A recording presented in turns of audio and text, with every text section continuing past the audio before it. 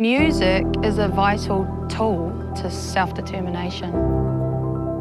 When I sing in te reo, it opens up a part of my soul that hasn't been touched before. It makes me feel like I'm more connected to who I am. Learning te reo was huge for me. It kind of gave me a superpower. That is who we are. We are our heritage. We are our history.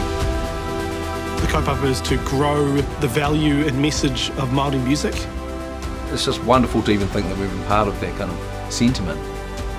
I had many questions and many fears around, do I have the right when I'm non-Māori? Wanting to reclaim and start writing songs in te reo, it is tricky, it is hard, but it's worth it.